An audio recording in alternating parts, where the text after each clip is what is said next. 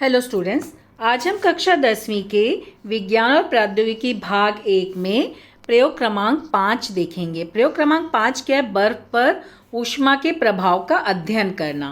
तो यहाँ पे देखो उद्देश्य क्या बोला है? तापमान समय का संबंध दर्शक आलेख खींचकर उसकी सहायता से बर्फ पर ऊष्मा के प्रभाव का अध्ययन करना। सामग्री क्या बोली है? बीकर, बर्फ के टुकड़े, तापमापी, स्टैंड, बर्नर, त्रिपात स्टैंड, विलोडक, तार की जाली। विलोडक क्या होता है? वो जो है मिश्रण को मिलाने, मिक्स करने के लिए होता है, कांच का ही रहता है मोस्टली।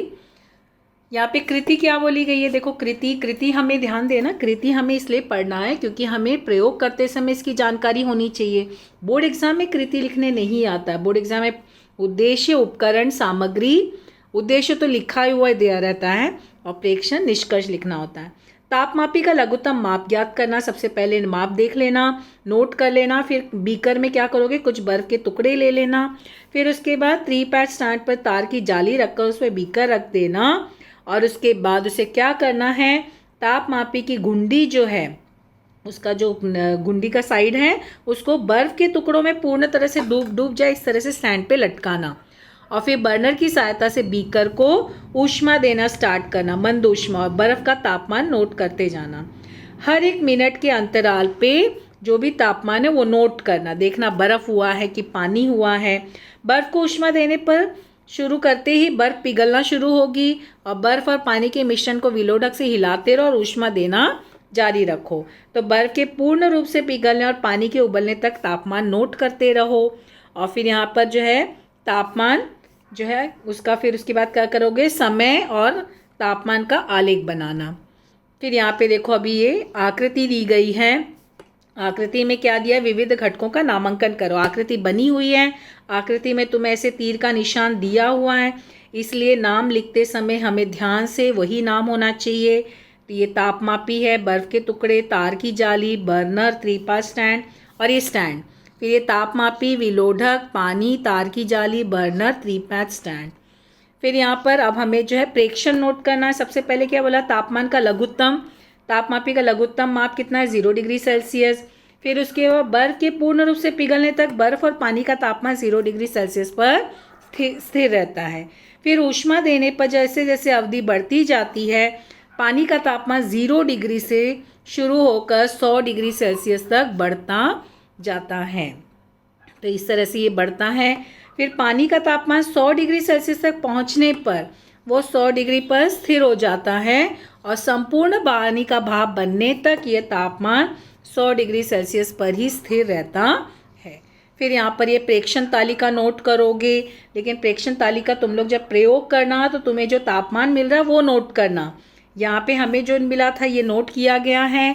देख लो शुरू में 0 डिग्री सेल्सियस पे, फिर 5, 10, 15, 20, 25 ऐसे बढ़ते बढ़ते बढ़ते यहाँ पे देखो 100 स्टार्ट हो गया, उसके बाद 100 ही मिलते जा रहा है। तो तुम लोग जो है प्रयोग करोगे, जो तुम्हें तापमान मिल रहा है वो नोट करते जाना। और फिर यहाँ पे देखो ये भी यहाँ पर, तो इस तरह से ये 100 पे मिल गया। अब यहाँ पर हम आलेख खींचेंगे तो आलेख में पैमाना लिखेंगे। तो देखो पहले एक्स अक्ष है, तो एक्स अक्ष पर हमें समय लेना है, वाई अक्ष पर हमें तापमान लेना है। तो एक्स अक्ष पर हमारा जो 1 सेंटीमीटर बराबर 2 मिनट है और वाई अक्ष पर 1 सेंटीमीटर बराबर 10 डिग्री सेल्सियस तापमान। तो इस तरह से अभी हम आलेख खींचेंगे। तो ये हमारा देखो आलेख है। आलेख में ध्यान देना, यहाँ पर एक्स एक्स डैश, ये X X dash, Y Y dash. यहाँ पर देखो हमने पैमाना लिया था ना 2 मिनट का, तो 2, 4, 6, 8, 10 ऐसे करके 30 तक, क्योंकि ये आलेख ही यहाँ तक आ जा रहा है। दो का हम लेने पर हमारा आलेख 30 तक ही एंड हो रहा है। जो बुक में हमें आलेख दिया है इसके लिए 30 तक लिया गया है। ये समय है हमारा मिनट में। और फिर यहाँ पर ये जो है वाई अक्ष पे ये हमारा क्या है? तापमान है। ये वाई डैश ये तापमान है। तापमान डिग्री सेल्सियस पर है ना इसका जो है पैमाना। अब यहाँ पर हम क्या करेंगे? तापमान जो है ये 10 डिग्री सेल्सियस हमने पैमाना लिखा था ना। अब जो तुम्हें मान मिले हैं वो सब क्या करोगे? यहाँ पे बिंदु स्थापित करोगे।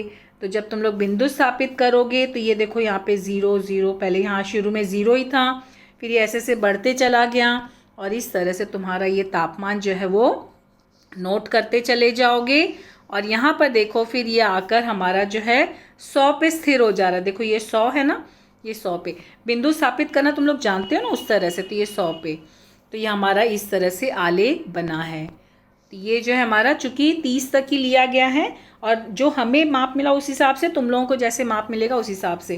तो ये हमारा जो है बिंदु ए है, बर्फ़ और पानी, मतलब ये ठोस और द्रव अवस्था में 0 डिग्री पर। फिर यहाँ पर ये जो है बी पॉइंट है, यहाँ पर देखो पानी की अवस्था हो रही है, द्रव के रूप में है, और यहाँ पर आते ही पानी उबलना शुरू हुआ, भाप बननी शुरू हुई, मतलब द्रव अवस्था और गैसीय अवस्था है, और फिर यहाँ से 100 डिग्री पर चल रहा है। तो इस तरह से ये हमारा आलेख बना है। तो इस तरह से आलेख बनाओगे, फिर निष्कर्ष आलेख में, लेकिन जो तुम्हें सारणी में पॉइंट्स मिलेंगे वही पॉइंट लेके बिंदु स्थापित करके आलेख बनाना। निष्कर्ष क्या बोला है, बर्फ के पूर्ण रूप से पिघलने तक तापमापी तापमान में वृद्धि दर्शाने लगती है। पानी के उबलने की शुरुआत होने पर तापमान में वृद्धि नहीं होती। बर्फ का पानी में और पानी का भाप में अवस्था परिवर्तन होते समय ऊष्मा का अवशोषण होता है। अवस्था परिवर्तन के समय तापमान में वृद्धि नहीं होती। यह तापमापी के स्थिर पाठ्यांश अर्थात तापमान से स्पष्ट होता है। सावधानी क्या करना है, ध्यान रखो कि तापमापी की घुंडी बीकर के तल को स्पर्श न करे, सिर्फ वो बर्फ़ के टुकड़े के वहाँ तक डूब जाए, बस उतना, तल को नहीं स्पष्ट करने पाए।